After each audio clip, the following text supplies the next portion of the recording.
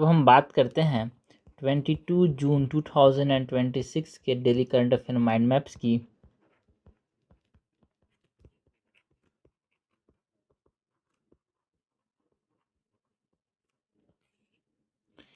सबसे पहले जो टॉपिक है आज जिसकी हम बात करेंगे, it is about the Mekedatu dam project की। ये न्यूज़ में था बिकॉज जो तमिलनाडु की असेंबली ने यहाँ पे एक अनोनिमसली बिना पूछे किसी से भी एक रेजोल्यूशन पास किया, जो कर्नाटका ने जो मेघदातु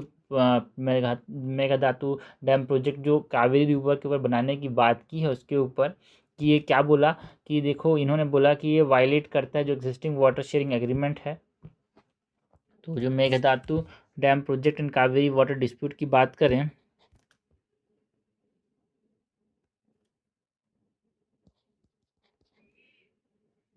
मेघदातु ये कर्नाटका का एक प्रोजेक्ट है।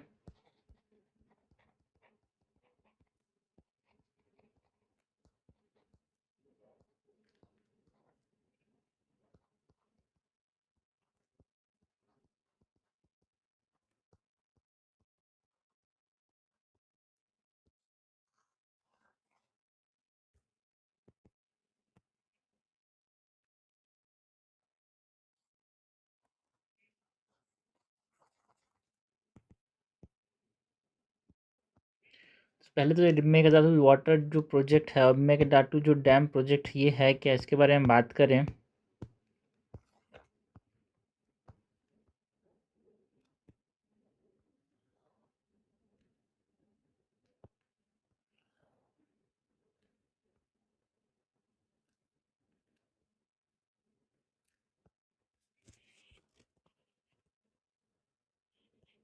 मेघदातु dam project, so project overview की बात करें तो ये मेघदातु गौर जो कि कहाँ पे है ना, रामनगरा डिस्ट्रिक्ट ऑफ कर्नाटक, वहाँ पे ये प्रोजेक्ट को बनाया गया।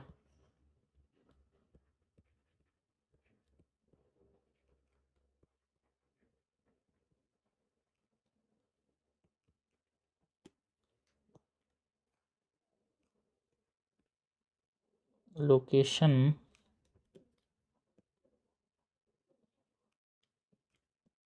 मेघदातु गॉर्ज रामनगरा कर्नाटका में है। पर्पस क्या है प्रोजेक्ट का यार, जो drinking water and hydro power की अवेलेबिलिटी कराना है बेंगलुरु शहर को।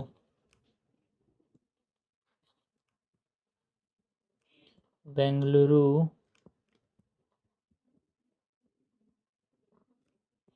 Drinking water and hydro power, ये जो डैम है इसकी कैपेसिटी कितनी है भाई, 67,000 million cubic feet of water को ये रख सकता है। कैपेसिटी की बात करें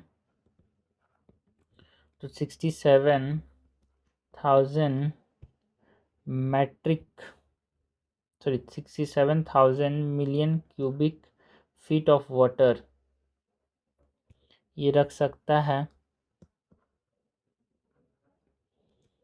जो कर्नाटका का जो आर्ग्यूमेंट है कि है ना, हम जो है लोकेटेड शेयर को ही हम यूटिलाइज कर रहे हैं, ऐसा कर्नाटका ने बोला।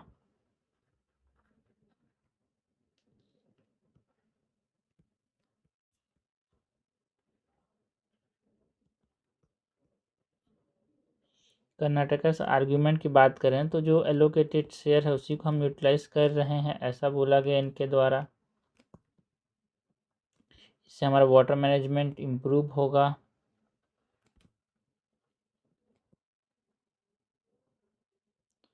ना इससे तमिलनाडु के शेयर पे कोई इम्पैक्ट नहीं पड़ेगा, ऐसा कर्नाटका ने बोला यार। No impact on Tamil Nadu share, but जो तमिलनाडु ने जो अपोजिशन यहाँ पे दिया,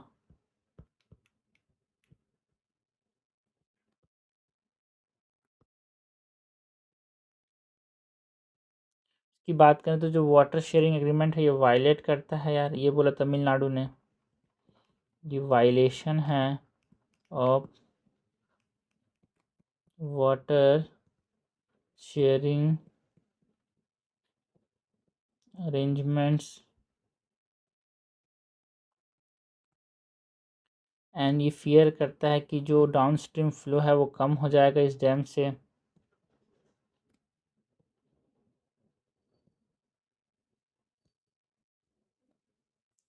एंड को बेसिन स्टेट कंसेंट जरूरी है यार, यहाँ पे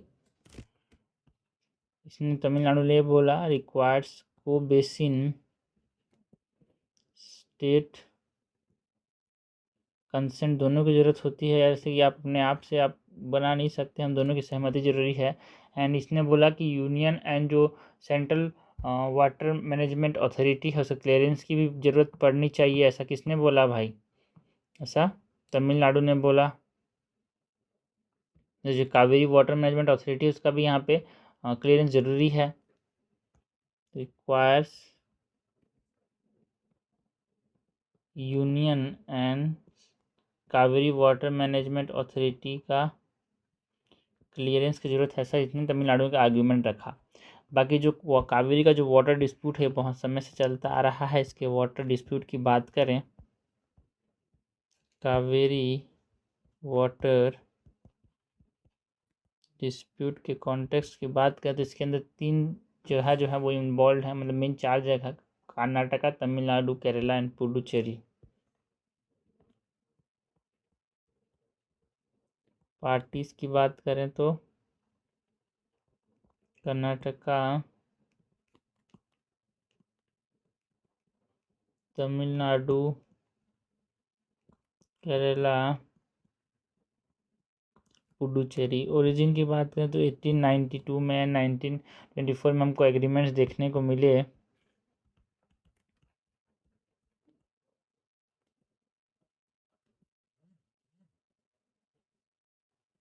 ओके, जो की लीगल माइलस्टोन्स हैं उसमें हम बात करते हैं कि जो CWDT है, CWDT का फुल फॉर्म क्या है भाई? जो हमारे पास जो कावेरी वाटर डिस्प्यूट ट्रिब्यूनल है वो बनाया गया 1990 में, कावेरी वाटर डिस्प्यूट ट्रिब्यूनल्स। ठीक है, की लीगल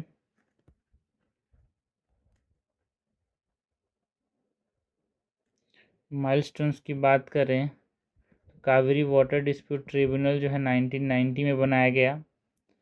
जो फाइनल अवार्ड जो डिलीवर किया गया था वो 2007 में यहाँ पे डिलीवर किया गया। बाकी जो सुप्रीम कोर्ट का वर्डिक्ट था उसने क्या बोला, यहाँ पे एलोकेशन को मॉडिफाई करो, ये बोला गया यार। सुप्रीम कोर्ट का जो वर्डिक्ट है 2018 के अंदर, उसमें बोला गया कि आप मॉडिफिकेशन करो इसके, है ना, एलोकेशन को, कहीं पे ज़्यादा कहीं पे कम ऐसा हो रहा है।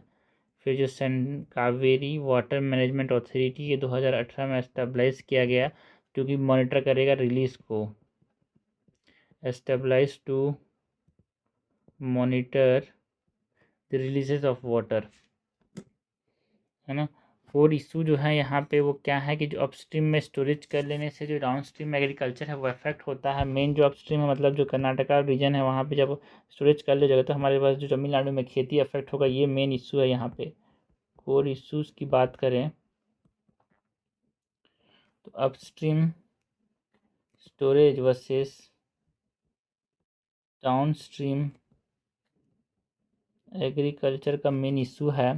बाकी जो बेसिन के जो स्टेटस है वो ये है कि जो water stress and fully allocated जो है चीज़ें हैं यहाँ पे, जो बेसिन जहाँ पे मेकाधातु बेसिन में बनाया जा रहा है वो जो ट्राइब्यूनल एंड सुप्रीम कोर्ट ने रिकॉग्नाइज किया कावेरी जो है एज अ वाटर स्ट्रेस और डेफिसिट बेसिन, इसका पानी कमी रहता है तो इसका शेयरिंग बहुत क्रूशियल है यार।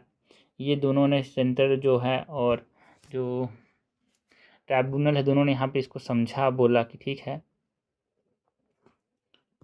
कि कावेरी जिस एरिया में बहता है वो दोनों जगह पानी की कमी होती है तो दोनों को ऐसा चेक करना, दोनों को बराबर पानी जाना या फिर दोनों को शेयर करना अच्छे से, ये बहुत ज़रूरी है। तो ये बेसिक स्टेटस की बात है तो water status and fully allocated, तो इसलिए यहाँ पे मेन जो है चीज़ें हैं।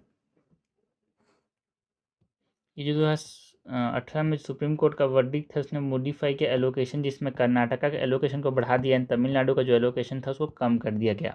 अपस्ट्रीम जो है ना, जो स्टोरेज वाटर ड्रिंकिंग वाटर का जो स्टोरेज किया जा रहा है उसकी वजह से जो कावेरी के जो डाउन स्ट्रीम डेल्टा एग्रीकल्चर है वो इफेक्ट हो रहा है, इसीलिए मेन यहाँ पे इशू देखने को मिलता है।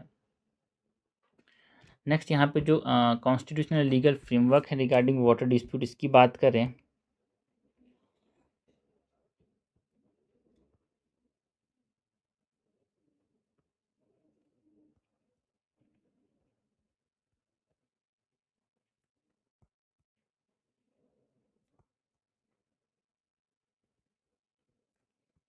तो कॉन्स्टिट्यूशनल जो प्रोविजंस हैं यार यहाँ पे,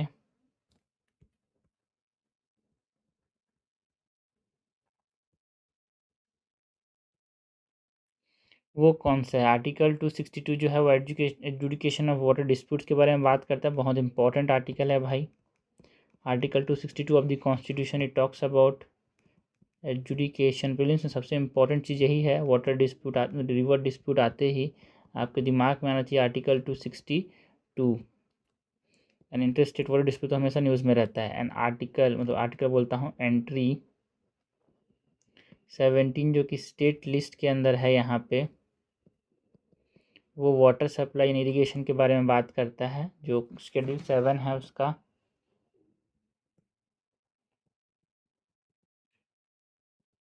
and entry 56 of the union list जो है वो रेगुलेशन इंटरस्टेट रिवर्स की बात करता है। एंट्री 56 जो है यूनियन लिस्ट का शेड्यूल नंबर 7 के अंदर it talks about regulation of interstate reverse. Next जो लेजिस्लेटिव एक्ट्स हैं, जो नियम बनाए गए रिवर डिस्प्यूट्स के रिलेटेड, वो हम बात करें जो लेजिस्लेटिव एक्ट्स हैं इसके अंदर inter state river dispute act of 1956 की बात करते हैं यार। इंटर स्टेट जो रिवर वाटर डिस्प्यूट एक्ट है 1956 का, वो एक चीज़ है। एंड जो रिवर बोर्ड्स एक्ट है 1956 का। सो ये हमने बात की about the Mekedatu dam project and Kaveri water dispute की। मेन चीज़ें आपको ये रखना है, ये सब चीज़ें ध्यान में रखना है, ये सब चीज़ें के बारे में पता होना चाहिए। सब प्रीलिम्स में काम आएंगे, ये सब मेंस में आपको काम आने वाले हैं, ये सब मेंस में काम आने वाले हैं।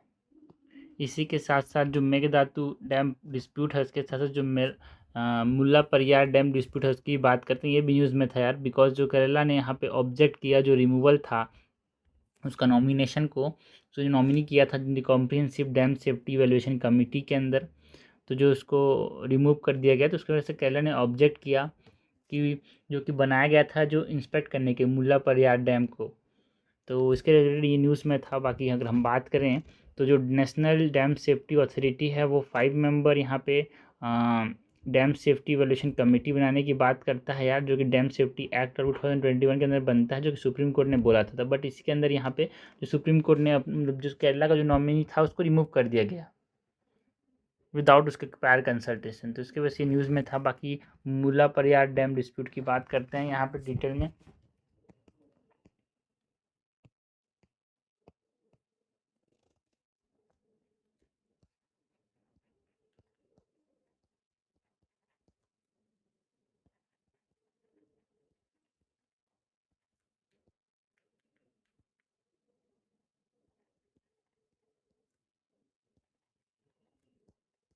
मुल्ला परियार डैम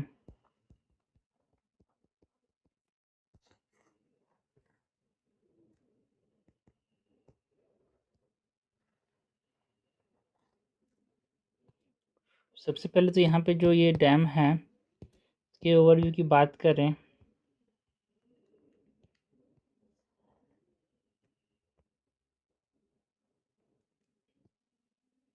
सो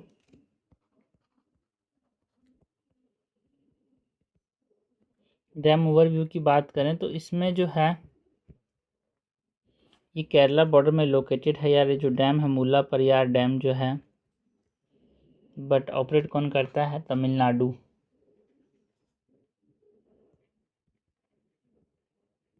लोकेशन की बात करें तो केरला बॉर्डर में लोकेटेड है।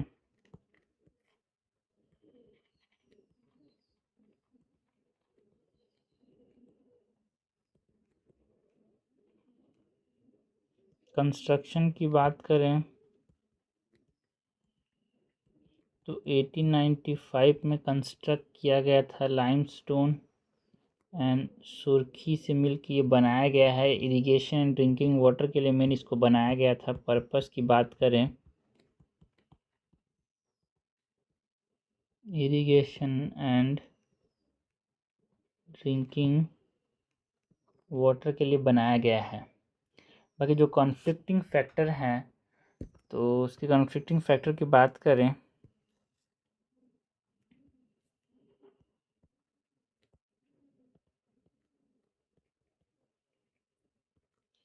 जो स्ट्रक्चरल सेफ्टी कंसर्न्स हैं, वाटर लेवल कॉन्फ्लिक्ट है, स्ट्रक्चरल सेफ्टी कंसर्न्स की बात करें, जो वाटर लेवल कॉन्फ्लिक्ट हैं उसकी बात करें, लाइक 142 फीट वर्सेस 139 फीट का जो यहाँ पे बहुत बार चर्चा चलता है कि कौन सा मानना चाहिए, है ना। ये देखो जस्ट यहाँ पे केरला के बॉर्डर में ही है, बट ऑपरेट कौन करता है? इडुक्की रिजर्वायर है, फिर परियार टाइगर रिजर्व, फिर मुल्लापेरियार डैम, उसके बाद यहाँ पे तमिलनाडु आ जाता है। तो इसका कंट्रोवर्सी ये है कि तमिलनाडु बोलता है कि जो डैम सेफ्टी है इसका इम्पोर्टेंस है ना, उसके वाटर सप्लाई के लिए वो एसेट है डैम सेफ्टी। केरला का जो हाईलाइट करता है कि रिस्क जो है पोटेंशियल अगर ब्रीच हो गया तो जो क्लाइमेट इंड्यूस कैलेमिटीज़ हैं लाइक लैंडस्लाइड से, तो इसकी वजह से ये टेक्टिक और ऑल्सो सिस्मिकली एक्टिव जोन्स में लाई करता है। तो इसकी वजह से कंसर्न रेस कर रहा है यार केरला जो है ना। तो ये इशू मैटर क्यों करता है? Because of dam safety concerns यार। जो वाटर लेवल है उसका यहाँ पे इशू रहता है ना। जो मुल्लापेरियार इंटरस्टेट वाटर डिस्प्यूट के अंदर जो तमिलनाडु बोलता है कि 142 यहाँ पे फीट होना चाहिए, ऐसा बोलता है तमिलनाडु, है ना। जो सुप्रीम कोर्ट का जो 14 का जो डिसीजन है उसके अंदर, बट केरला बोलता है, Kerala insist in maintaining 139 feet से मेंटेन रखूँगा क्योंकि डैमेज हो सकता है डैम्स को यार, इन्वायरमेंटल कंसर्न्स हो सकते हैं इसलिए, है ना। और क्या दिक्कत है यहाँ पे? जो national committee on dam safety है वो उसका वर्डिक्ट कैसा है यार, वो उसके ऊपर भी बहुत ज़्यादा कॉन्फ्लिक्ट देखने को मिल रहा है।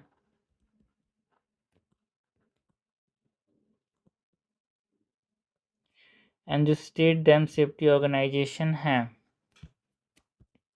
स्टेट डैम सेफ्टी ऑर्गेनाइजेशन जो है वो क्या चीज़ें बोल रहा है? बाकी रिस्पॉन्सिबल है फॉर रेगुलेशन, जो रेगुलर इंस्पेक्शन है, मॉनिटरिंग है, स्टेट इवैल्यूएशन के लिए स्टेट डैम सेफ्टी ऑर्गेनाइजेशन जो है वो रिस्पॉन्सिबल है।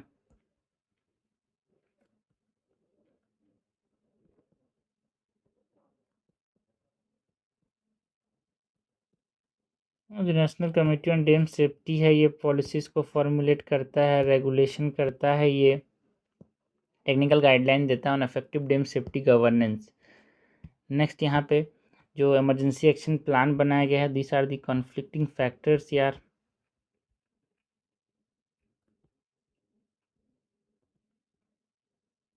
इमरजेंसी एक्शन प्लान्स की बात करें तो जो इमरजेंसी एक्शन प्लान्स बनाए गए हैं जो कि बोलता है mandate for the dam to facilitate early warning, evacuation and disaster response, अगर इमरजेंसीज के समय उसके बारे में ये बात करता है।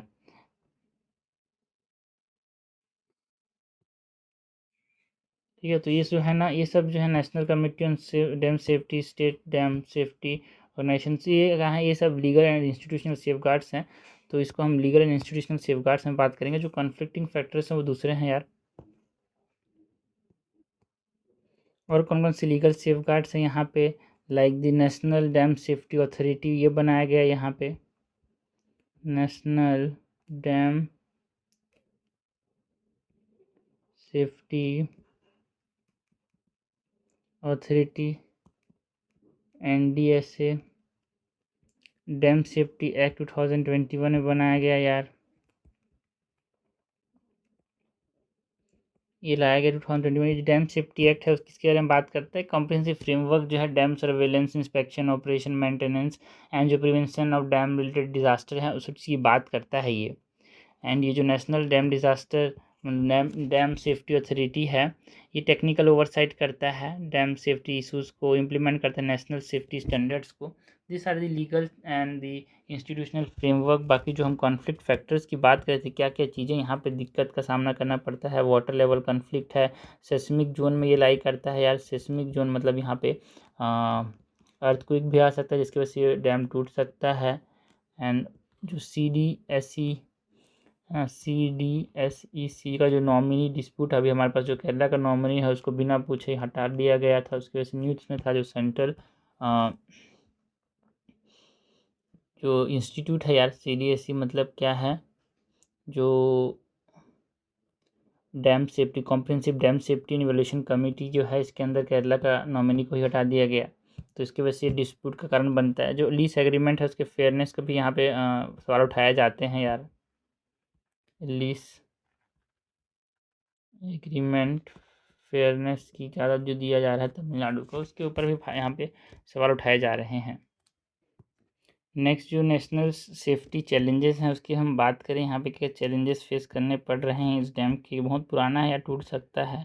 तो नेशनल सेफ्टी चैलेंजेस की बात करें, जो एजिंग इंफ्रास्ट्रक्चर है वो एक चैलेंज है यार।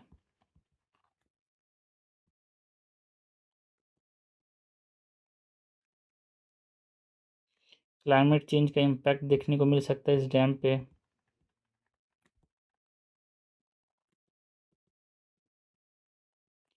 इंटर स्टेट जो कोऑर्डिनेशन का वो इशू रहता है।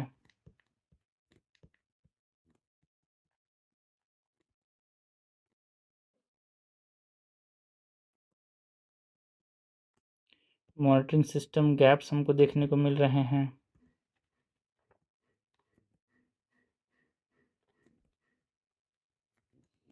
सर जो रिजर्वायर का जो सेडिमेंटेशन है वो भी एक चैलेंज है, अगर सेडिमेंट जाके यहाँ पे जमा गए तो टूट सकता है और जल्दी ये।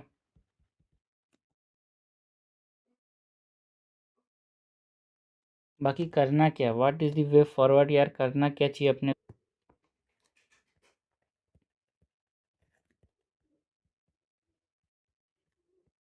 वे फॉरवर्ड की बात करें तो ट्रैक ड्रिवन मॉनिटरिंग की ज़रूरत है, like internet of things and AI, track driven monitoring की ज़रूरत है, like internet of things and AI का इस्तेमाल करना होगा।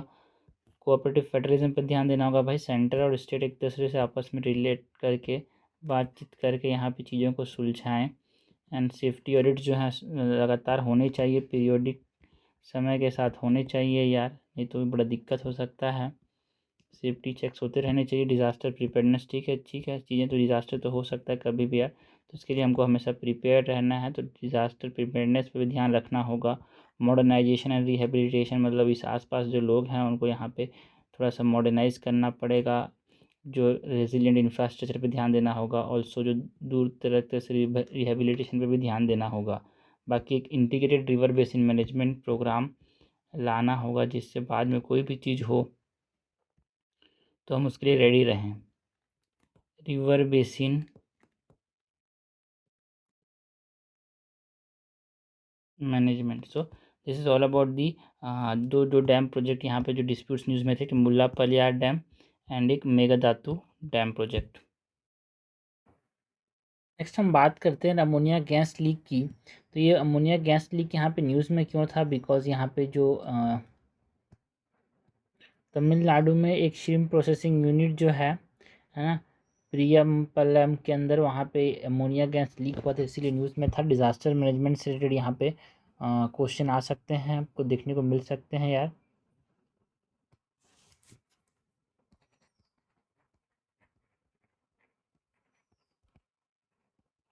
Ammonia gas leak and chemical disaster management.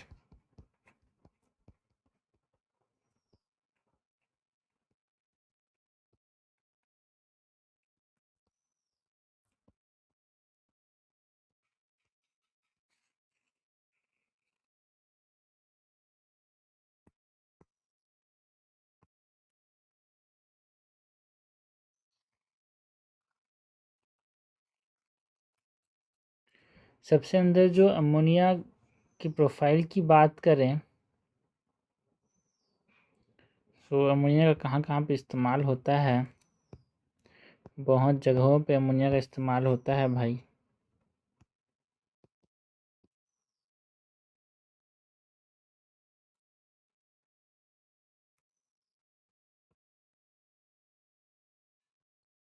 Ammonia that is NH3 profile की बात करें तो कैरेक्टरिस्टिक की बात करें तो एक टॉक्सिक कलरलेस गैस होता है, एक शार्प पंजेंट स्मेल होता है यार, है ना। प्रेशर के अंदर ये लिक्विड स्टेज पे होता है।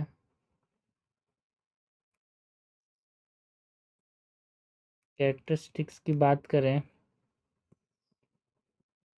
टॉक्सिक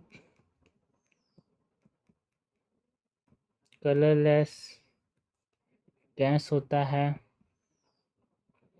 शार्प पंजेंट स्मेल होता है और शार्प पंजेंट ऑडर।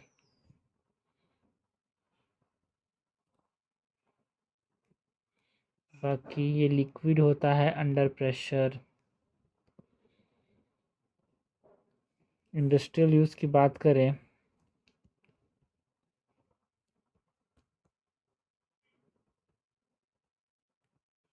तो अमोनिया का यहाँ पे जो इंडस्ट्रियल रेफ्रिजरेशन में इस्तेमाल किया जाता है ना।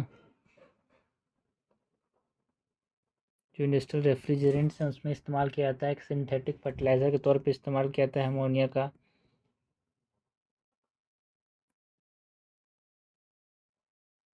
एंड जो ओजोन डिप्लीशन पोटेंशियल होता है उसका बहुत कम होता है, सब जीरो ओजोन डिप्लीशन पोटेंशियल यार, ज़ीरो ओजोन डिप्लीशन पोटेंशियल।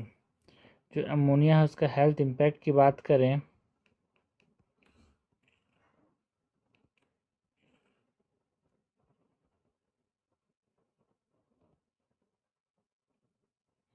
तो रेस्पिरेटरी ट्रैक्ट में बर्न कर सकता है यार।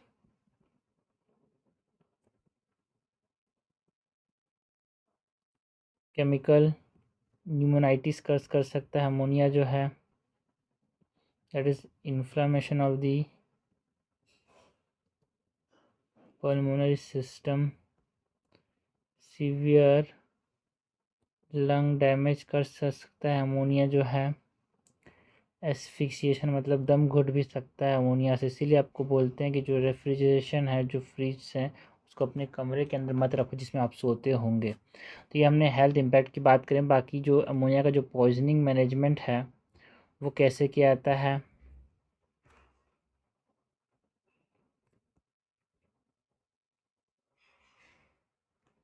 तो मैकेनिज्म की बात करें तो पहले तो ये टिश्यू वाटर के साथ रिएक्ट करता है यार,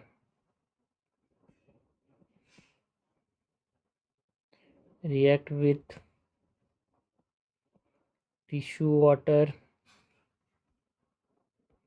सिम्टम्स की बात करें सो थ्रोट में जलन होती है, शॉर्टनेस ऑफ ब्रेथ देखने को मिलता है, बर्निंग थ्रोट,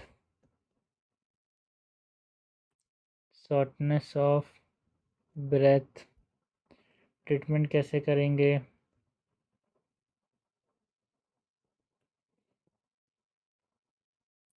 तो रैपिड इवैक्यूएशन करते हैं,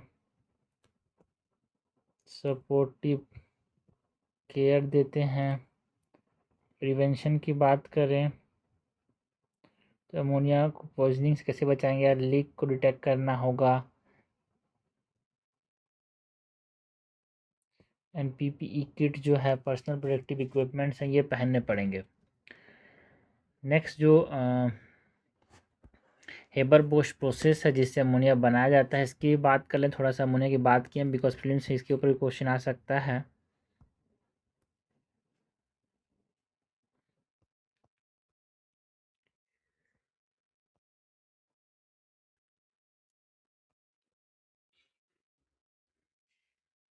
हेबर बोश प्रोसेस, इस प्रोसेस में जो एटमॉस्फेरिक नाइट्रोजन और हाइड्रोजन दोनों को रिएक्ट किया जाता है, आयरन को कैटलिस्ट के तौर पर इस्तेमाल किया जाता है।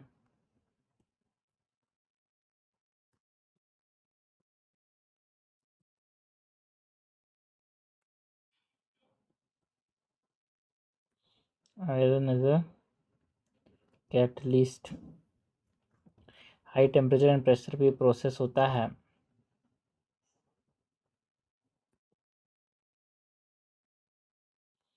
बाकी जो इस हेबर बोश प्रोसेस से क्या इम्पैक्ट पड़ता है, मास प्रोडक्शन ऑफ फर्टिलाइज़र में ये हेल्प करता है यार। हेबर बोश प्रोसेस जो है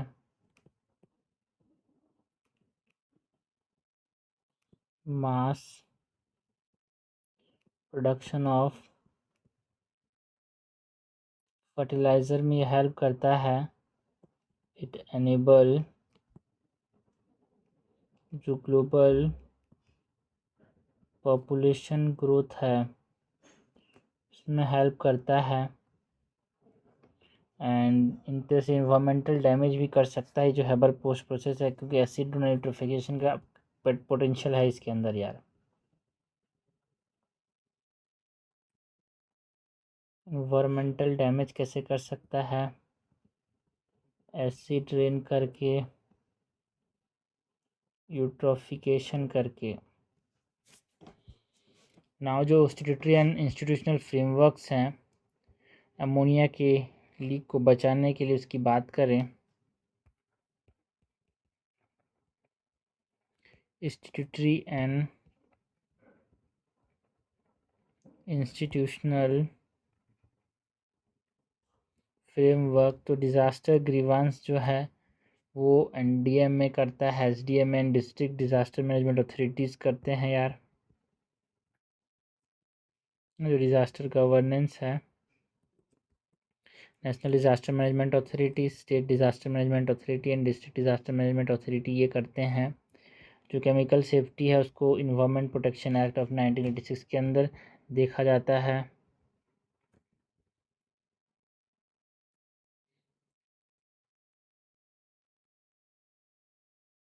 environment protection act of 1986 hazards जो मैनेजमेंट है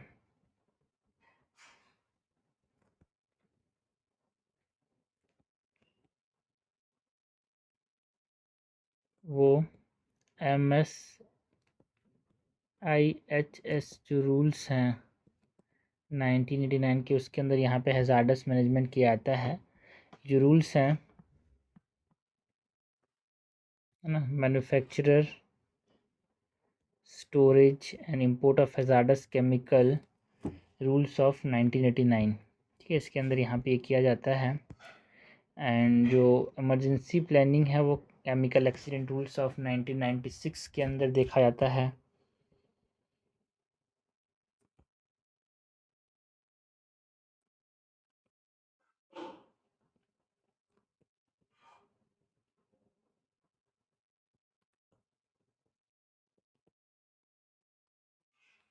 work place safety factories act of 1948 के अंदर यहाँ पे वर्क प्लेस सेफ्टी को ये गवर्न करता है। ये रूल जो है is govern by factories act of 1948। And जो विक्टिम को कंपनसेशन, अगर सपोज करो ठीक है गैस लीक हो गया, लोगों की जान और माल की हानि हुई, तो जो विक्टिम है उसका कंपनसेशन जो होगा public liability insurance act of 1991 के अंदर दिया जाता है।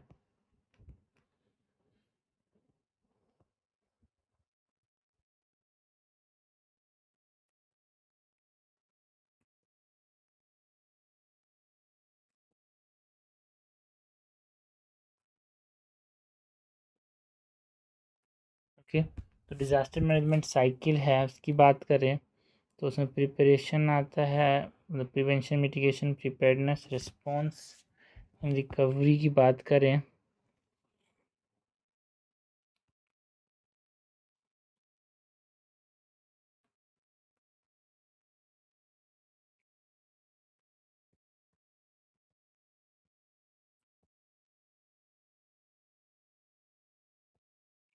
डिज़ास्टर मैनेजमेंट साइकिल की बात करें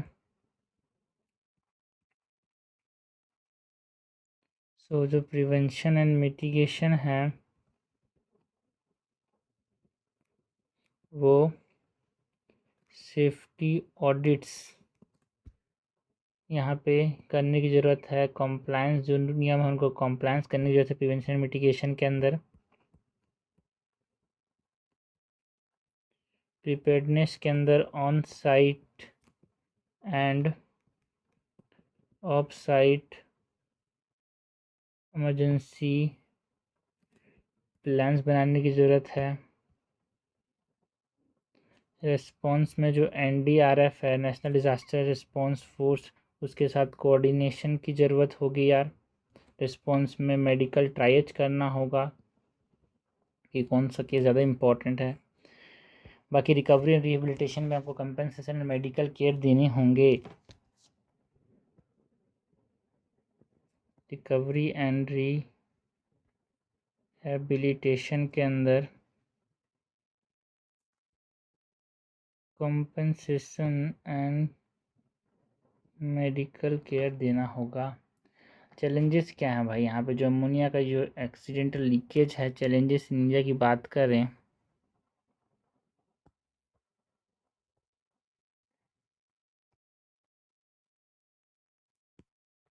सो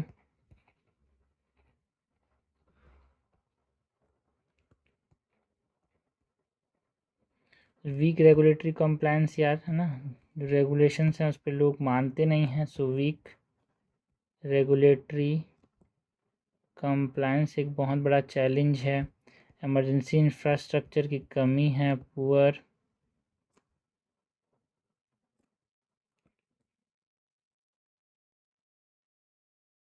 इंफ्रास्ट्रक्चर, ऑल्सो जो इंस्टीट्यूशनल सेफ्टी कल्चर है उसकी कमी है।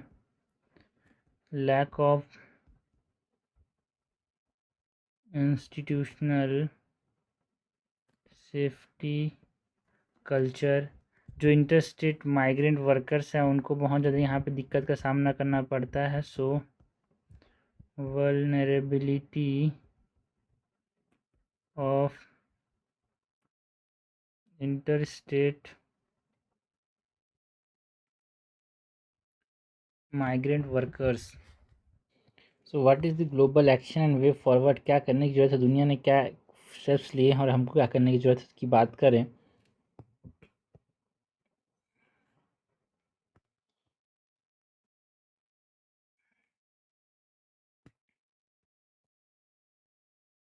Global actions and way forward की बात करें सो ग्लोबल फ्रेमवर्क्स के अंदर यहाँ पे जो ग्लोबल फ्रेमवर्क ऑन केमिकल्स आया है ये रेगुलेट करता है यार यहाँ पे केमिकल लीक्स को। ग्लोबल फ्रेमवर्क ऑन केमिकल्स जो इंटरनेशनल लेबर ऑर्गेनाइजेशन का जो कन्वेंशन है नंबर 174, वो ये सब चीज़ों को देखता है। माइग्रेंट्स के regarding and international environment programme का जो CAPP प्रोग्राम है, ये जो CAPP प्रोग्राम है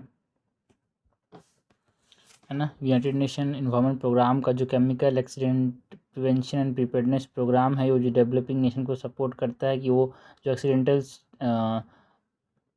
केमिकल लीक्स हैं उसको प्रिवेंट कर सके through institutional and legal response system. ठीक है, so chemical and accidental prevention programmes की बात करते हैं।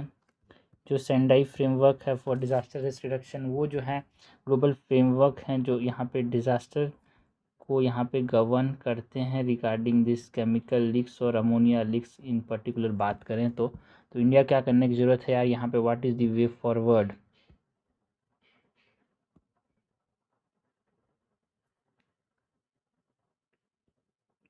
सो एक प्रोएक्टिव रिस्क गवर्नेंस पे ध्यान देना होगा यार।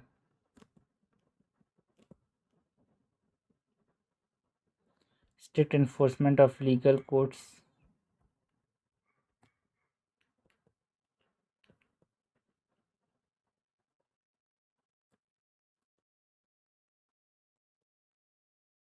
हाउसिंग एंड हजार्ड्स को सेपरेट रखना होगा, separation of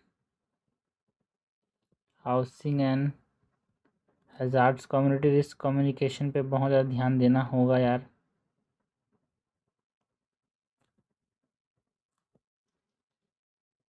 so this are the way forward for the disaster risk reduction, because ये डिजास्टर था, इसके रेफरेंस में हमारे पास में क्वेश्चन आ सकता है। सो ये हमने बात की about ammonia against leak and chemical disaster management in India की।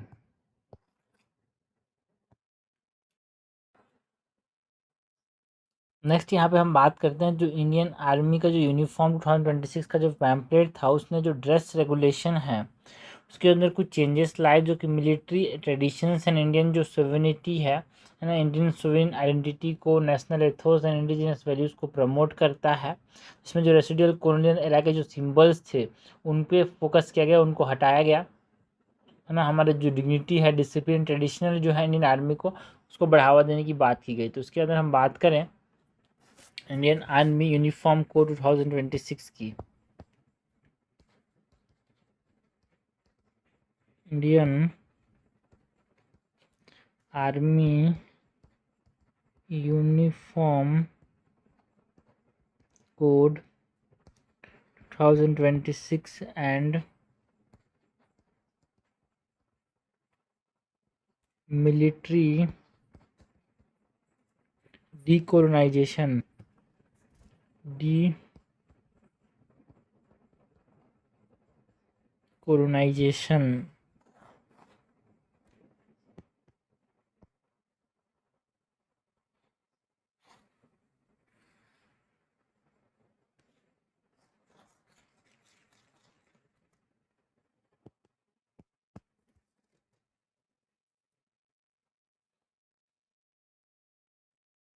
इसके अंदर हम बात करें कोर कॉन्सेप्ट्स की। सो जो कोर कॉन्सेप्ट है, यहाँ पे जो कॉलोनियल सिंबल्स हैं उसको रिमूव करने के लिए यहाँ पे मिलिट्री कोड लाया गया यार। Removing colonial symbols, national identity के साथ अलाइन किया गया इसको, है ना। जो मिलिट्री कोड है, मिलिट्री यूनिफॉर्म है उसको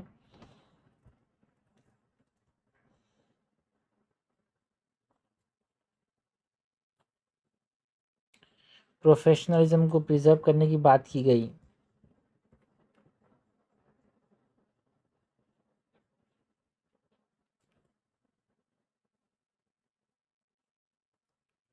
जो की डायमेंशंस हैं यहाँ पे, अगर हम की डायमेंशंस की बात करें, जो ये मिलिट्री कोड है या फिर जो इंडियन आर्मी का जो यूनिफॉर्म कोड है, इसके अंदर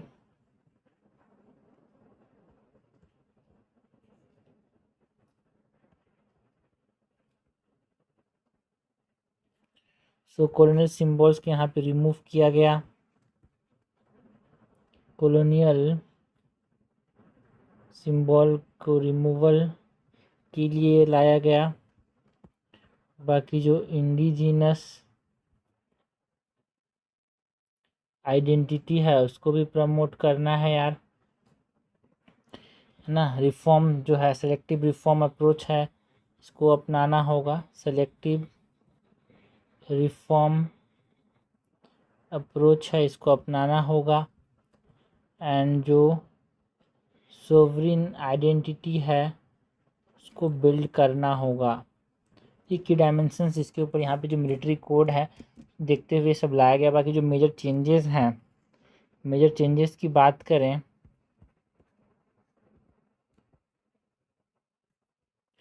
सो एक बंडी जैकेट को इंट्रोड्यूस किया गया यहाँ पे।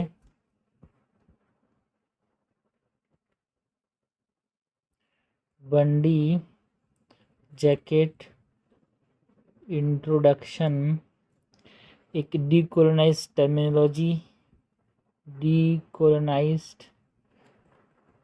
टर्मिनोलॉजी हमको देखने को मिले। सेरिमोनीज को जैसे सिंप्लीफाई किया गया, सो सेरिमोनियल सिंप्लीफिकेशन देखने को मिला। न्यू क्राउड कैरिंग रूल्स हमको देखने को मिले यार। New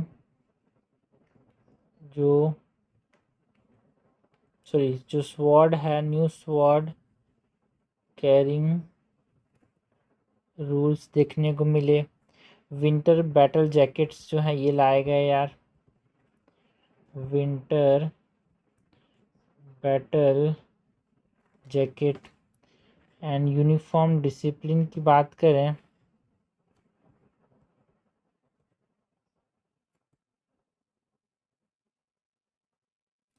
so here and beard जो है वो इसके स्टैंडर्ड्स यहाँ पे डिसिप्लिन के लिए हेयर एंड बियर्ड स्टैंडर्ड्स बनाए गए। हेयर एंड बियर्ड, इसी तो आर्मी में दाढ़ी और बाल नहीं रखते यार, तो एक स्टैंडर्ड होता है। इलेक्ट्रॉनिक गैजेट्स को प्रोहिबिट किया गया। Electronic gadgets prohibitions. Tattoo and makeup भी रेस्ट्रिक्ट किया गया है यहाँ पे। कहाँ पे? आर्मी के, अगर आपको आर्मी का यूनिफॉर्म पहनते हो तो टैटू एंड मेकअप रेस्ट्रिक्शन, ये सब मेजर चेंजेस हैं। बाकी वेयरिंग प्रोहिबिशन यार, आप इस जो आर्मी का जो कोड है, आर्मी का जो यूनिफॉर्म है, उसको आप यहाँ पे पॉलिटिकल गैदरिंग में, रिलीजियस इवेंट्स में नहीं पहन सकते, तो ये वेयरिंग प्रोहिबिशंस लाए गए।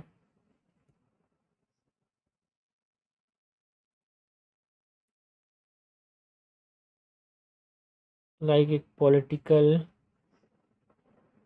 गैदरिंग की बात करें,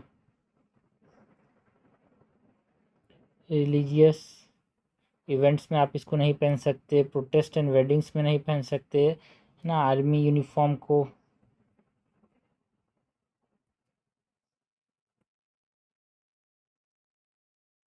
पेड मीडिया अपीयरेंस नहीं कर सकते यार, ये आर्मी को मतलब आर्मी का यूनिफॉर्म पहन के पेड मीडिया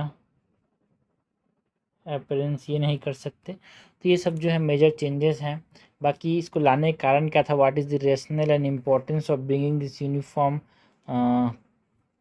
जो यूनिफॉर्म कोड है,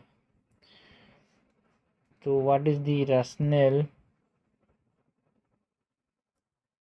एंड इम्पोर्टेंस की बात करें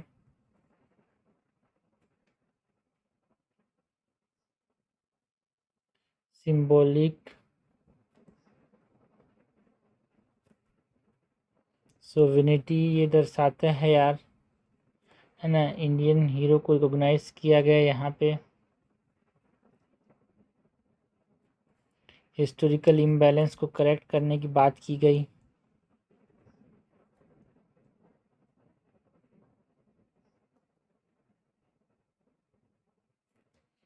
सिविल मिलिट्री कनेक्शन को बढ़ाया गया।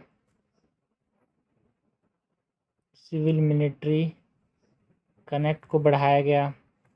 जो मिलिट्री मोरल है वो एनहांस होगा।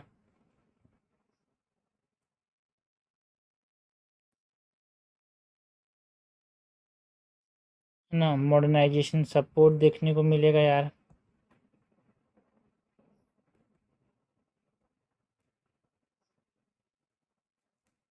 So these are the rationale and importance of this military code, military uniform code. बाकी जो चैलेंजेस एंड वे फॉरवर्ड की बात करें,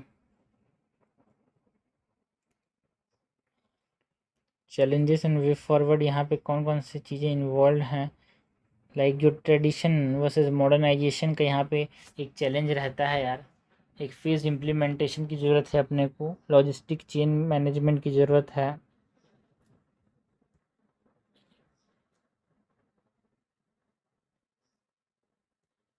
चैलेंजेस एंड वे फॉरवर्ड।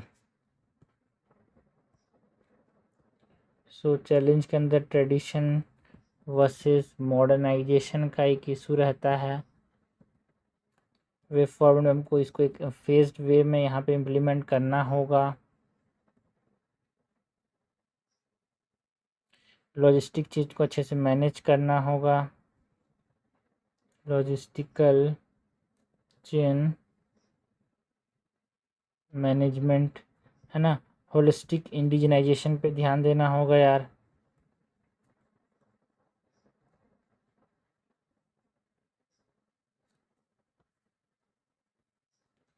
है ना। यूनिफॉर्मिटी को मेंटेन करने पे ध्यान देना होगा। Maintaining uniformity. ये सारी चैलेंजेस एंड वे फॉरवर्ड। बाकी ग्लोबल कॉन्टेक्स्ट की बात करें तो इंडिया के अंदर देखो ब्रिटिश लेगेसी देखने को मिलता है। घाना में पोस्ट कॉलोनियल सिंबल्स का इस्तेमाल किया जाता है। इंडोनेशिया में डच इन्फ्लुएंस देखने को मिलता है।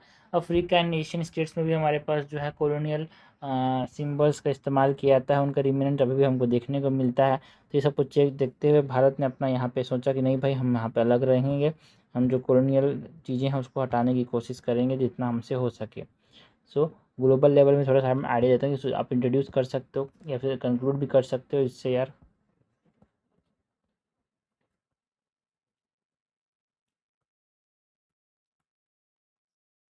इंडिया के अंदर ब्रिटिश लेगेसी को फॉलो किया जाता है। घाना के अंदर जो पोस्ट कॉलोनियल सिंबल्स हैं उसका इस्तेमाल किया जाता है। इंडोनेशिया में डच इन्फ्लुएंस देखने को मिलता है। अफ्रीकन एंड एशियन स्टेट्स में भी हमको देखने को मिलता है। यहाँ पे जनरल्स जो हैं वो उस जगह उस समय से लिए गए यार। नेक्स्ट हम बात करते हैं यार अबाउट दी नेक्स्ट यहाँ पे जी जो चीज़ न्यूज़ में थी दैट इज़ हम बात करते हैं अभिज्ञान ऐप की। ये अभिज्ञान ऐप यहाँ पे न्यूज़ में क्यों था? बिकॉज यूनियन होम मिनिस्टर जो अमित शाह ने लॉन्च किया अभिज्ञान ऐप, जो कि real time fingerprint based identification करेगा जो सस्पेक्ट्स हैं उनको थ्रू मोबाइल। सो अभिज्ञान ऐप की बात करते हैं। नेशनल क्राइम रिकॉर्ड ब्यूरो का जो real time fingerprint identification system है, एक तरह से स्मार्ट पुलिसिंग को बढ़ावा देगा ये। उसके बारे में बात करें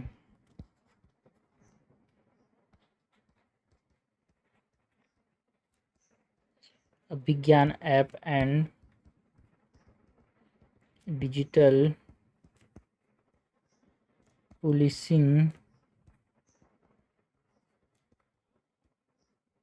इनिशिएटिव्स की बात करें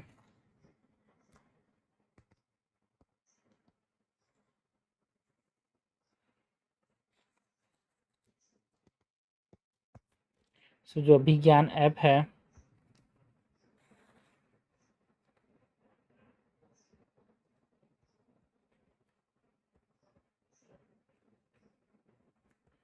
इसके बारे में बात करें तो इसके ओवरव्यू की बात करें so it is developed by National Crime Record Bureau यार। Developed by NCRB। Real time field biometric verification करेगा। Real time field biometric verification करेगा। एंड ये मोबाइल एक्सटेंशन है यार, जो NAFIS है उसका मोबाइल एक्सटेंशन है ये। मतलब जो national automated fingerprint identification system है उसका ये मोबाइल ऑटोमेशन है और मोबाइल एक्सटेंशन है। Mobile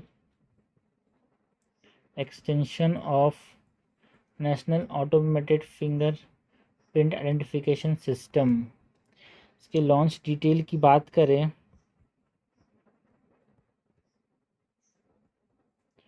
so it is launch by Amit Shah 26 all India fingerprint जो कॉन्फ्रेंस था 2026 में, उसको यहाँ पे लॉन्च किया गया।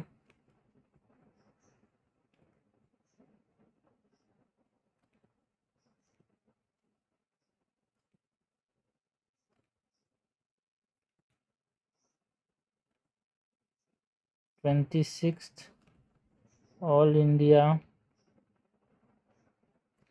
फिंगर प्रिंट कॉन्फ्रेंस 2026 की बात करें। नेक्स्ट जो लीगल फ्रेमवर्क है, जो क्रिमिनल प्रोसीजर आइडेंटिफिकेशन एक्ट 2022 के अंदर यहाँ पे ये लीगल फ्रेमवर्क ये एस्टेब्लिश करता है।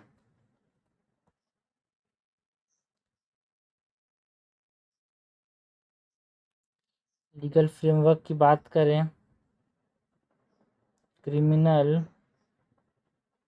Procedure identification act of 2022। लेक्स और यहाँ पे जो अभिज्ञान ऐप है, इसके अंदर जो की फीचर्स हैं उसकी हम बात करें।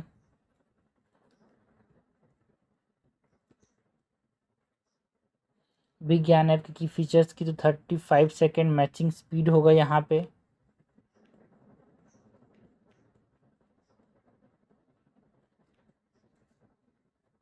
सबको लगा के चेक किया जाएगा यार। एंड हमारे पास जो 1.3 करोड़ जो नेशनल ऑटोमेटेड फिंगरप्रिंट जो NAFIS है ना, national automated fingerprint identification system है, जो कि एक centralised country wide digital repository है, जो क्रिमिनल फुटप्रिंट्स हैं जिसको NCR भी मैनेज करता है, उनको यहाँ पे ये एक्सेस कर पाएगा। ये 35 सेकेंड में मैचिंग स्पीड रहेगी यार। Access to 1.3 crore NAFIS records, 2 factor authentication देखने को मिलेगा।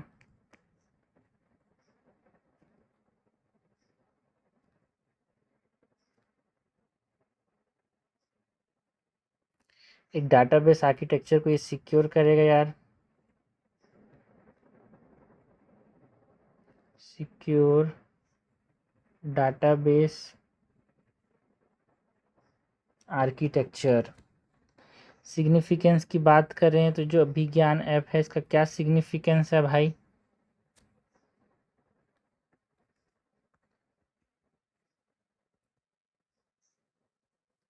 तो इन्वेस्टिगेशन को ये फास्टर करेगा, फास्टर इन्वेस्टिगेशन, ऑफिसर सेफ्टी को एनहांस करेगा,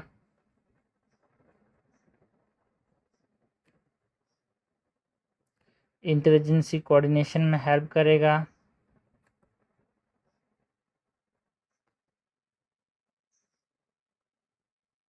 एफिशिएंट ट्रैकिंग करेगा ऑफ द फ्यूगेटिव्स, जो गलत जाली चीज़ें हैं उनका एफिशिएंट ट्रैकिंग ऑफ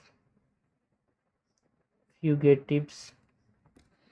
सो ये हमने अभिज्ञान ऐप की बात की, जो ये 26 ऑल इंडिया फिंगरप्रिंट कॉन्फ्रेंस इसके अंदर इसको लॉन्च किया गया। इसके अंदर हम बात करें अगर कि क्या था यार, जो 26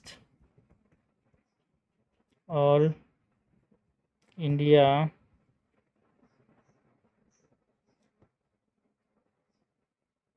फिंगरप्रिंट कॉन्फ्रेंस की बात करें तो इसका पर्पस क्या था।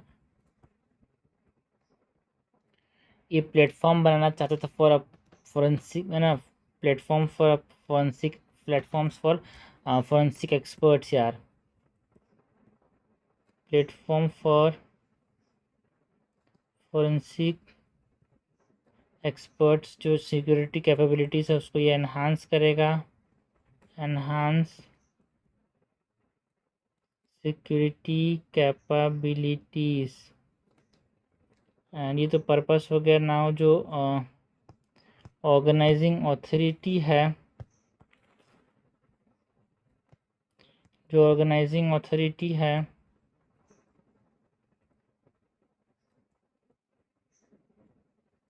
वो कौन था भाई? नेशनल क्राइम रिकॉर्ड ब्यूरो, जो कि मिनिस्ट्री ऑफ होम अफेयर्स के अंदर आता है।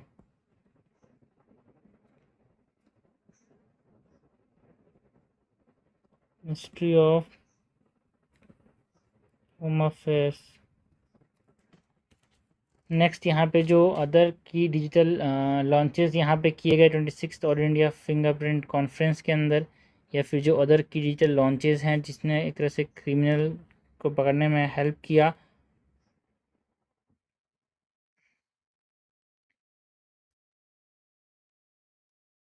अदर की डिजिटल लॉन्चेस की बात करें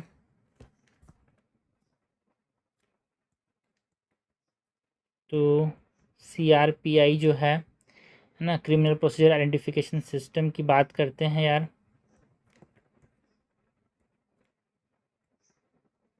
क्रिमिनल प्रोसीजर आइडेंटिफिकेशन सिस्टम की बात करते हैं। ये की डिजिटल लॉन्चेस रहे, लाइक मल्टी मॉडल बायोमेट्रिक्स जो कि DNA, facial and iris scan करेगा यार।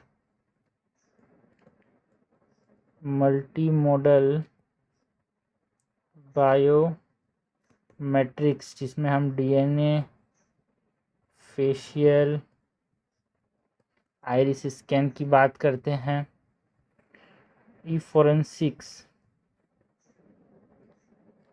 2.0 की बात करें तो ये डिजिटल वर्कफ्लो सिस्टम की बात करता है। ये डिजिटल वर्कफ्लो सिस्टम बनाता है, एविडेंस ट्रैकिंग को सिक्योर करता है। तो ये सब चीज़ें, छोटी छोटी चीज़ आपको CRPI के बारे में पूछा सकता है। क्रिमिनल प्रोसीजर आइडेंटिफिकेशन सिस्टम है। मल्टीमोडल बायोमेट्रिक्स यहाँ पे इन्वॉल्व होता है, like DNA, facial and iris. जो E-फोरेंसिक्स 2.0 है वो एक डिजिटल वर्कफ्लो सिस्टम प्रोवाइड करता है सिक्योर एविडेंस ट्रैकिंग के लिए। एंड तीसरा यहाँ पे जो डिजिटल लॉन्चेस की बात करें, एक important like E-प्रोसिक्यूशन 2.0।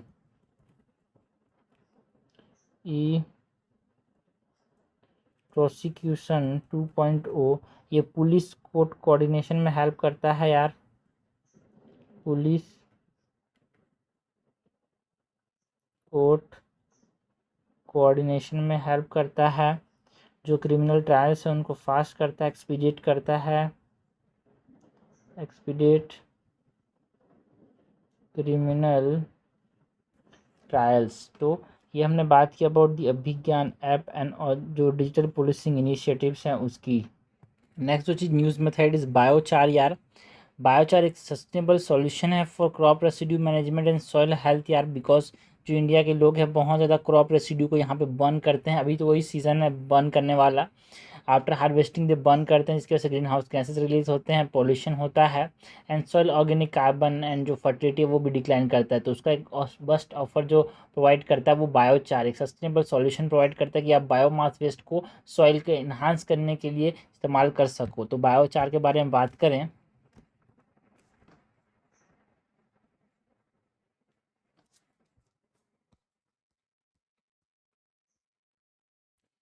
Biochar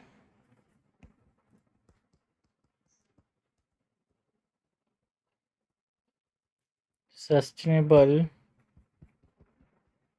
solution for India.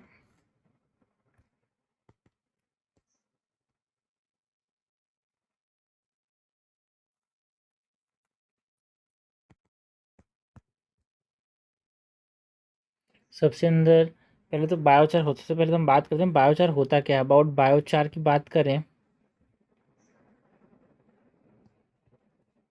About biochar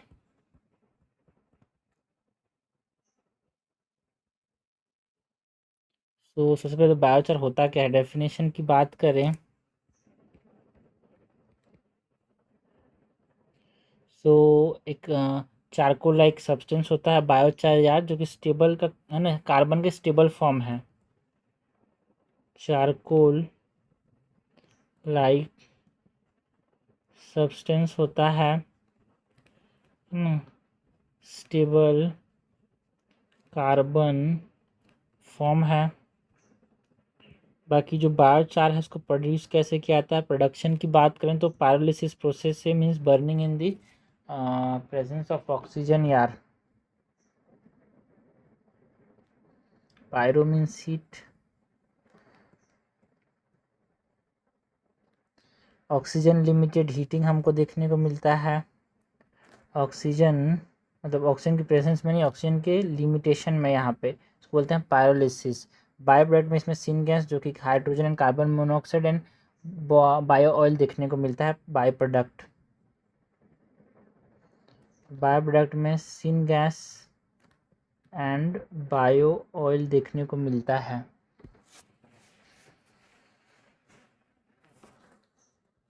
materials की बात करें सो एग्रीकल्चर रेसिड्यू से हम क्या कर सकते हैं, बायोचार बना सकते हैं। एग्री रेसिड्यू से फॉरेस्ट्री वेस्ट है ना, जो फॉरेस्ट के वेस्ट हैं, फॉरेस्ट्री वेस्ट, उससे हम बायोचार बना सकते हैं। अर्बन ऑर्गेनिक वेस्ट से हम बायोचार बना सकते हैं,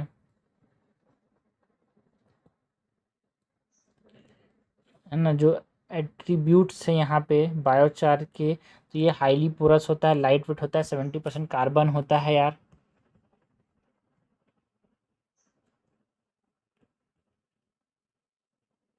हाईली पोरस,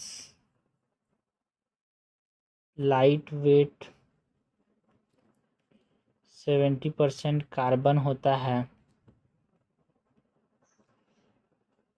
ये हमने बात की बायोचार की। बाकी जो इसकी इम्पोर्टेंस एंड बेनिफिट्स की बात करें, बायोचार क्या फ़ायदा हो सकता है, यहाँ पे importance and benefit of biochar की बात करें, इम्पोर्टेंस एंड बेनिफिट्स, तो सॉइल हेल्थ के लिए क्या फ़ायदा प्रोवाइड कर सकता है ये।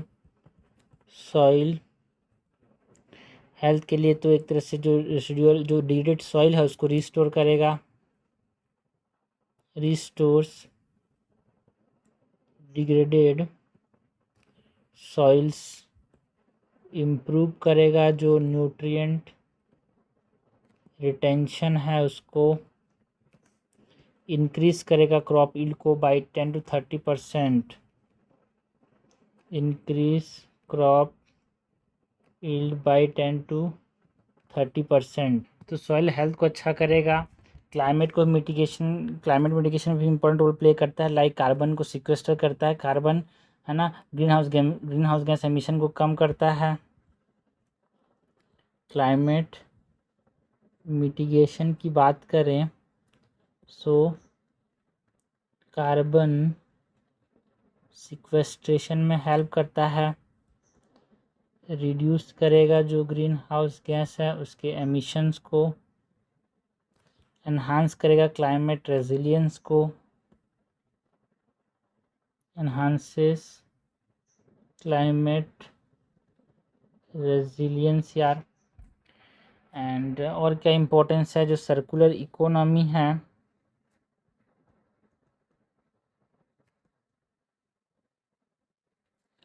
उसको ही बढ़ावा देगा, लाइक वेस्ट टू वेल्थ की तरफ हमारे पास चीज़ों को अच्छा करेगा यार। जो वेस्ट है उससे वेल्थ प्रोड्यूस करेगा, बायोचार से आप जनरेट कर सकते हो रिवेन्यू।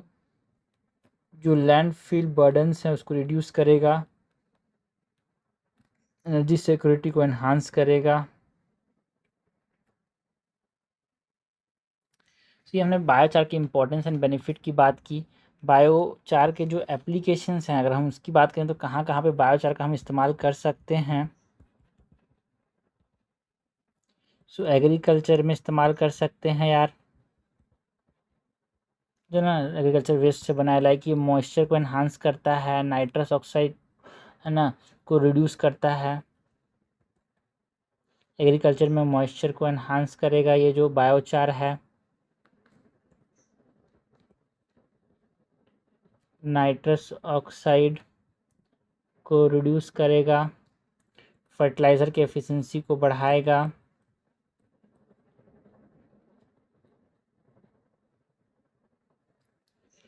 एग्रीकल्चर के बाद जो इंडस्ट्री है उसमें हम क्या कर सकते हैं, बायोचार का इंडस्ट्रीज में बायोचार का क्या इस्तेमाल कर सकते हैं भाई। तो इंडस्ट्रियल जो कार्बन है उसको यहाँ पे कैप्चर करने में इस्तेमाल किया जा सकता है यार। इंडस्ट्रियल कार्बन कैप्चर में इस्तेमाल कर सकते हैं। ऑल्सो जो वेस्ट वाटर है उसके ट्रीटमेंट में यहाँ पे हम बायोचार का इस्तेमाल कर सकते हैं।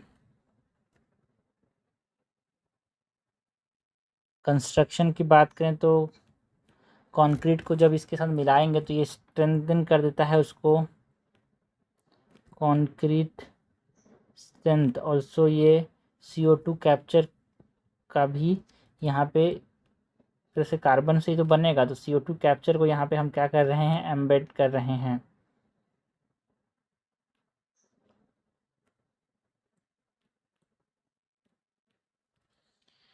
नेक्स्ट यहाँ पे कार्बन मार्केट एंड इनोवेशन की बात करें तो बायोचार जो है कार्बन मार्केट में क्या रोल प्ले करेगा यार।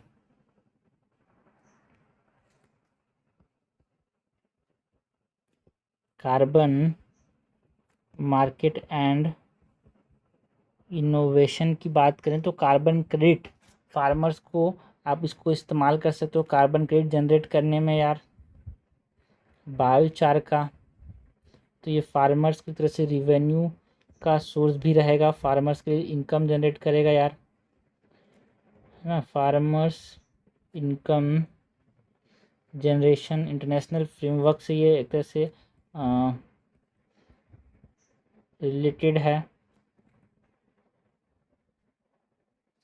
टेक्नोलॉजी यार कार्बन मार्केट के अंदर जो हम देखते हैं कार्बन मार्केट होता क्या है, तो एक तरह से कार्बन क्रेडिट्स यहाँ पे ट्रेड किया जाता है।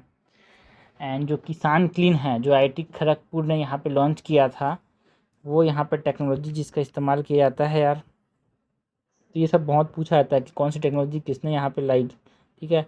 जो टेक्नोलॉजी है कार्बन मार्केट के अंदर यहाँ पे हम बात करते हैं किसान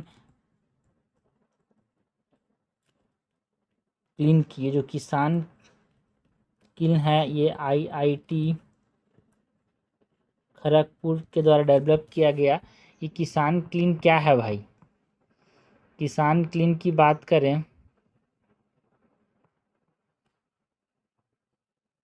तो ये जो किसान क्लीन है वो एनेबल करता है जो स्मॉल फार्मर्स हैं वो एग्रीकल्चर वेस्ट को बायोचार में कन्वर्ट कर सकें एंड जो इमर्जिंग कार्बन मार्केट है उसमें पार्टिसिपेट कर सकें। देखो भाई कार्बन चार्ट का मतलब बायोचार से यहाँ पे प्रीलिम्स 2020 में भी क्वेश्चन आया था यार।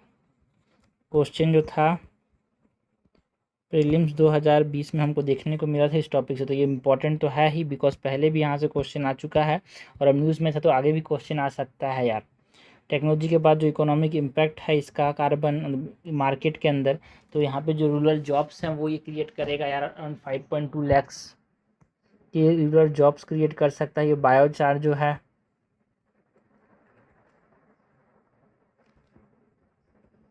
$5.2 lakh potential rural jobs. And जो क्रूड ऑयल है उसके इंपोर्ट को ये रिड्यूस करने में हेल्प करेगा। बाकी जो की चैलेंजेस हैं यहाँ पे बायोचार से रिलेटेड उसकी बात करें, so what are the key challenges.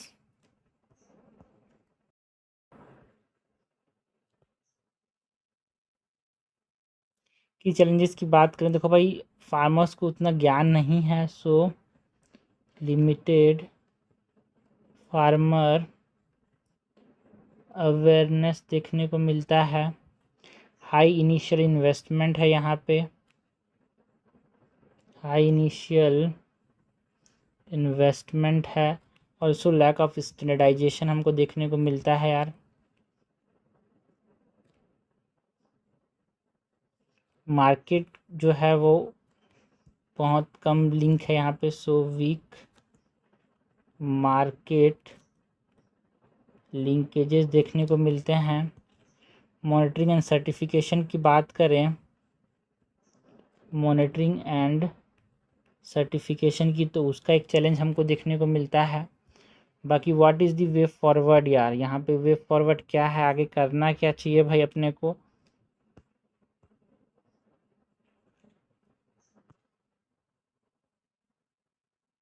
What is the way forward.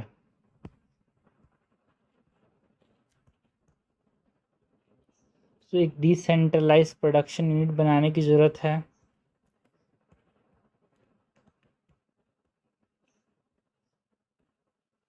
Decentralised production units बनाने की ज़रूरत है। एग्रीकल्चर प्रोग्राम को इंटीग्रेट करना होगा। एग्रीकल्चर प्रोग्राम को यहाँ पे इंटीग्रेट करने की ज़रूरत है। बायोमास वैल्यू चेन को यहाँ पे स्ट्रेंथन करना होगा यार। पब्लिक प्राइवेट पार्टनरशिप को बढ़ावा देना होगा।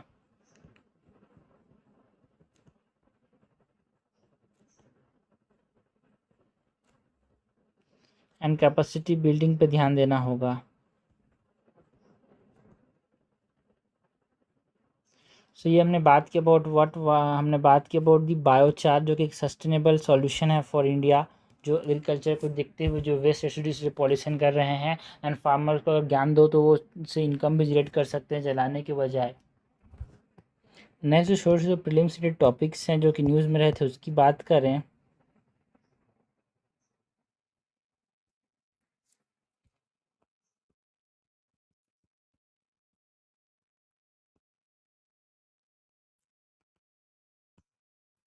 सो यहाँ पे सबसे पहले जो टॉपिक है यहाँ पे हम बात करते हैं जो गूगल का जो प्रोजेक्ट निम्बस है उसकी बात करें तो रिसेंटली जो मोर देन 100 स्टूडेंट ने यहाँ पे जो गूगल सीईओ सुंदर पिचाई का स्पीच था वहाँ से बहुत सारे लोग जो थे वो चले गए। स्टैनफोर्ड यूनिवर्सिटी में जो दिया था जो गूगल प्रोजेक्ट निम्बस है उसको यहाँ पे प्रोटेस्ट करते हुए बहुत सारे जो मोर देन 100 स्टूडेंट यहाँ पे बाहर चले गए यार, है ना। कॉन्ट्रैक्ट जो था विद इजरायली गवर्नमेंट, तो इसको देखते हुए 100 स्टूडेंट बाहर चले गए। इसके बाद ये न्यूज़ में था तो इसके बारे में बात करें कि प्रोजेक्ट निम्बस है क्या। गूगल का जो प्रोजेक्ट निम्बस है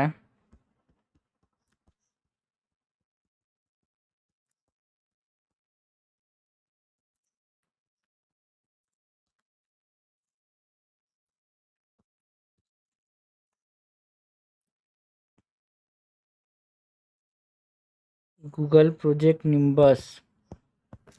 सो ओवरव्यू की बात करें सो 1 बिलियन क्लाउड कॉन्ट्रैक्ट्स की बात करता है ये। $1 बिलियन का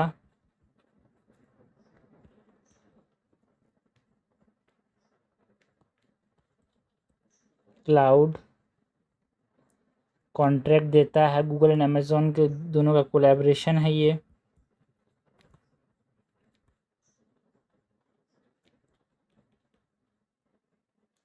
एंड इजरायली गवर्नमेंट मिनिस्ट्रीज के साथ मिलके ये गूगल प्रोजेक्ट निम्बस साइन किया गया।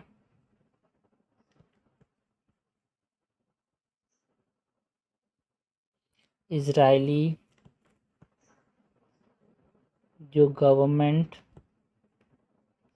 मिनिस्ट्रीज हैं उसको देखते हुए साइन किया गया।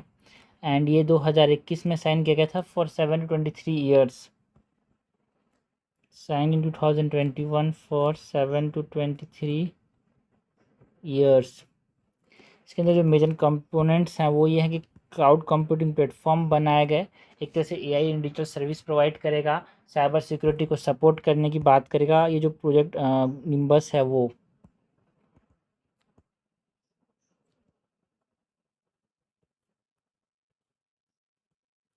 प्रोजेक्ट मेजर कंपोनेंट्स की बात करें क्लाउड कंप्यूटिंग प्लेटफॉर्म्स की बात करते हैं यहाँ पे AI and digital service provide करता है ये, साइबर सिक्योरिटी सपोर्ट प्रोवाइड करेगा। जो प्रोजेक्ट निम्बस इसके अंदर जो की कंसर्न्स है जिसको देखते हुए 100 स्टूडेंट्स यहाँ पे बाहर चले गए सुंदर पिचाई के स्पीच को सुने बगैर एक प्रोटेस्ट के फॉर्म में। तो जो पोटेंशियल जो मिलिट्री यूसेज इसका किया जाएगा, है ना, उसको देखते हुए लोग नाराज़ थे यार। सर्विलेंस ऑफ पैलेस्टीनियंस के लिए इस्तेमाल किया जाएगा। सर्विलेंस ऑफ पैलेस्टीनियंस, तो ये कंसर्न है। बाकी एक तरह से ये ह्यूमैनिटेरियन जो लॉज है, इंटरनेशनल ह्यूमैनिटेरियन लॉज है, उसको ये एक तरह से यार क्या करेगा, नकारेगा। उसके विरुद्ध है ये चीज़, तो इसीलिए लोग प्रोटेस्ट में यहाँ पे बाहर चले गए।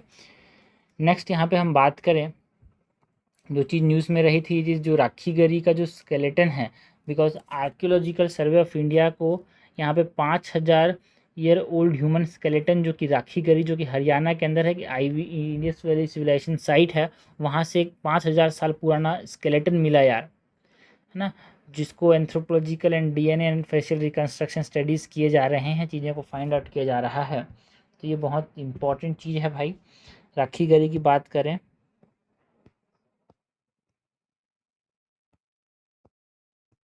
मिला है राखी गरी में स्केलेटन, RA राखी गरी इंडस वैली सिविलाइजेशन साइट्स है। कहाँ पे है ये? हरियाणा में।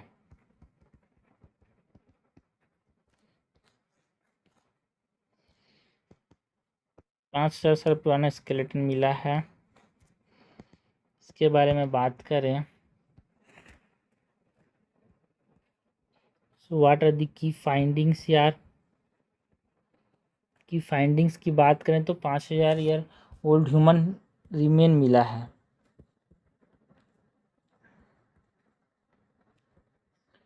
ओल्ड ह्यूमन रिमेन देखने को मिला। 5 कंप्लीट स्केलेटन देखने को मिला अपने पास, पूरा कंकाल। 5 कंप्लीट स्केलेटन। इतने सालों तक सर्वाइव नहीं करता है, बट यहाँ पे ये सर्वाइव कर गया। यहाँ से हम स्टडी कर सकते हैं जो एंसेस्ट्री हैं, जो डिसीजेस हैं, उनको इन स्केलेटन से यार। Study of ancestry and diseases, इसके अंदर फेशियल रिकन्स्ट्रक्शन स्टडीज़ किए जा रहे हैं। फेशियल रिकन्स्ट्रक्शन स्टडीज़ किए जा रहे हैं। बाकी जो आर्कियोलॉजिकल आर्टिफैक्ट्स हमको यहाँ पे देखने को मिले हैं राखी गिरी से, उसकी भी बात करें, यही पूछा जा सकता है।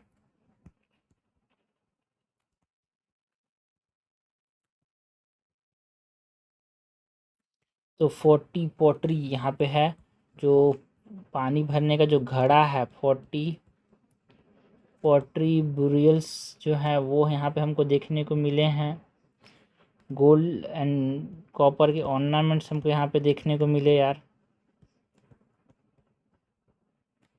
कॉपर एंड गोल्ड ऑर्नामेंट्स देखने को मिले। ज्वेलरी जो कि ज्वेलरी मैन्युफैक्चरिंग यूनिट हमको देखने को मिला। ज्वेलरी मैन्युफैक्चरिंग यूनिट हमको देखने को मिला। टेराकोटा टॉयज एंड सील्स हमको देखने को मिले यहाँ पे।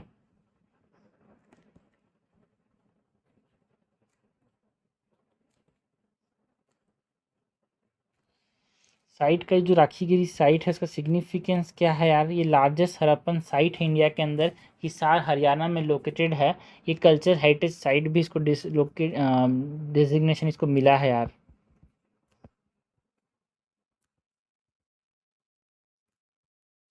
So it is largest Harappan site in India. It is located in Hisar Haryana. Also जो कल्चर हेरिटेज डेजिग्नेशन इसको मिला है।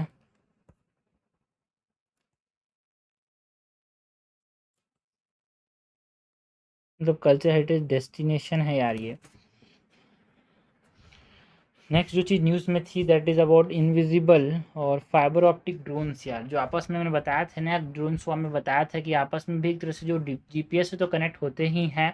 यहाँ पे इनविजिबल जो फाइबर ऑप्टिक ड्रोन्स हैं, एक दूसरे से फाइबर ऑप्टिक से भी कनेक्ट होते हैं, जिससे यहाँ पे जो कॉन्फ्लिक्ट है यूक्रेन एंड साउदर्न लेबनान के अंदर, यहाँ पे जो फाइबर ऑप्टिक ड्रोन्स हैं उसका यहाँ पे इस्तेमाल किया गया, इसीलिए बहुत ज़्यादा न्यूज़ में थे। और इनको थोड़ा सा आप हैक भी नहीं कर सकते, जीपीएस स्पूफिंग का इस्तेमाल नहीं कर सकते, जैम रेजिस्टेंट कम्युनिकेशन होता है ना, लो डिटेक्टेबिलिटी होती है, इसीलिए बहुत ज़्यादा न्यूज़ में थे। इसकी अगर हम बात करें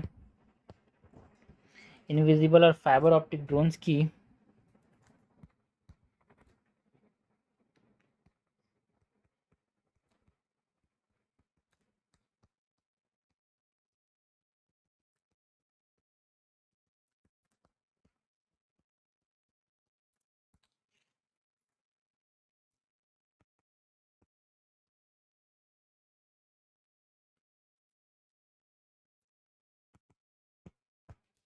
की फीचर्स की बात करें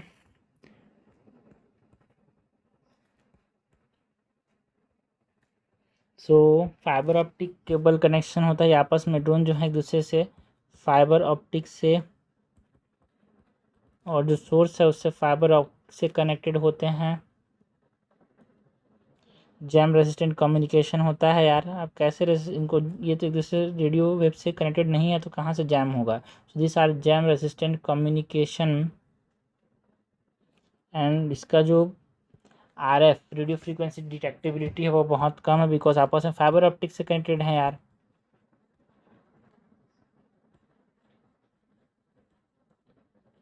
20 to 30 किलोमीटर का ऑपरेशनल रेंज है इसका। 20-30 किलोमीटर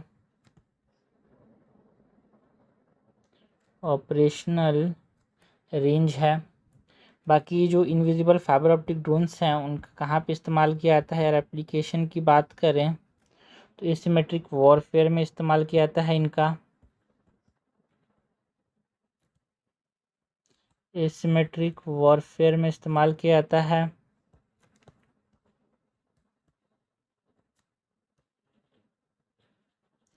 इंटेलिजेंस एंड रिकॉन्सनेंस के अंदर इस्तेमाल किया जाता है। प्रिसीजन स्ट्राइक ऑपरेशंस के लिए इस्तेमाल किया जाता है।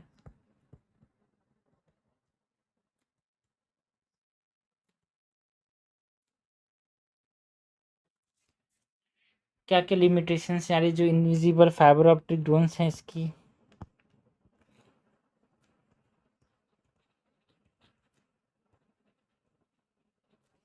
तो केबल ब्रेकेज से क्या होगा, कनेक्शन टूट जाएगा। सो ये भी वल्नरेबिलिटी देखने को मिलता है, केबल से कनेक्टेड है यार तो cable breakage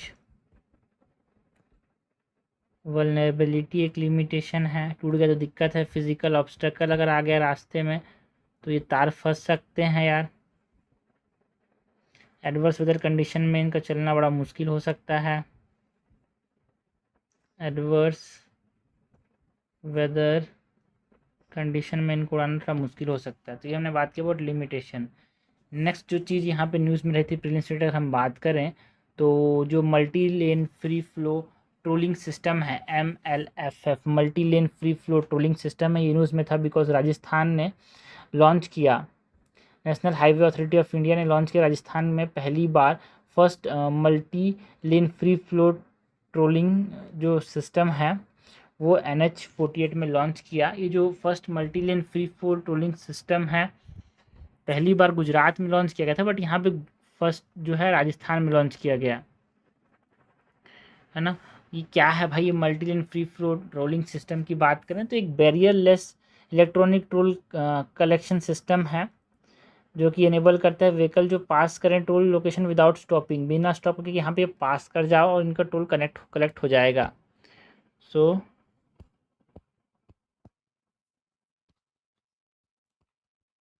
multi lane FASTag में देखते हो ना रुकना पड़ता है, यहाँ पे रुकना नहीं पड़ेगा यार।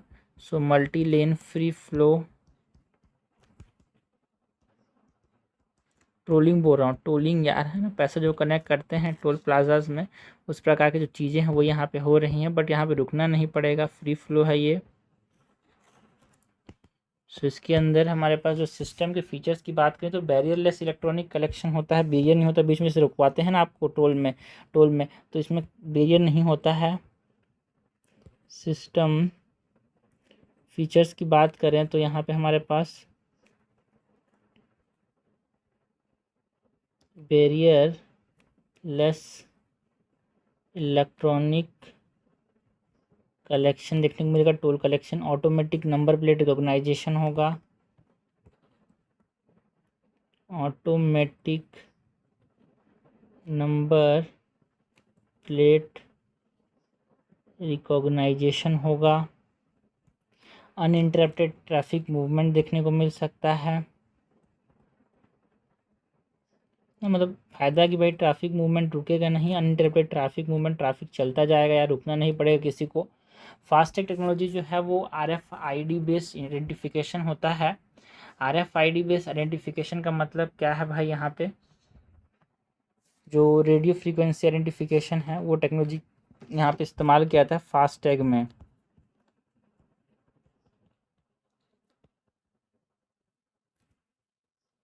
फास्ट टेक्नोलॉजी की बात करें तो इस radio frequency identification based identification है ये। National payment corporation of India के द्वारा ये लॉन्च किया गया है। National payment corporation of India के द्वारा ये लॉन्च किया गया है। ये फास्टैग मैंडेटरी है 2021 के बाद यार, mandatory since February 2021। Automatic bank deduction होता है, सीधा जो नंबर प्लेट है उससे आपके बैंक अकाउंट से डायरेक्टली यहाँ पे डिडक्ट होगा,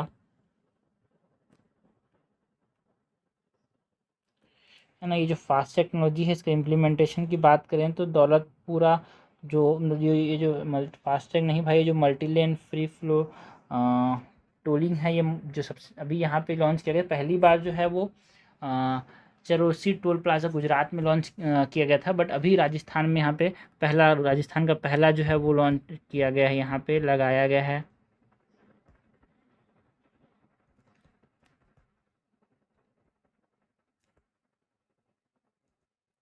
इम्प्लीमेंटेशन के अंदर जो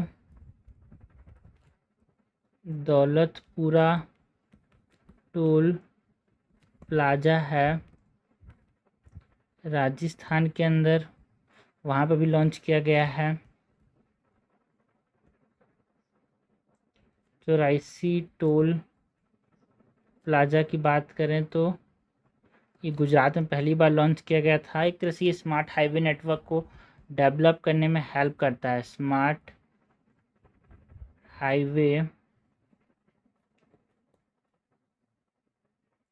नेटवर्क को डेवलप करने में हेल्प करता है। तो ये हमने बात की अबाउट जो न्यूज़ में छोटे टॉपिक्स थे, है ना, जो मेन रिलेटेड टॉपिक्स थे उसकी बात की हमने regarding current affairs of 22 June 2026।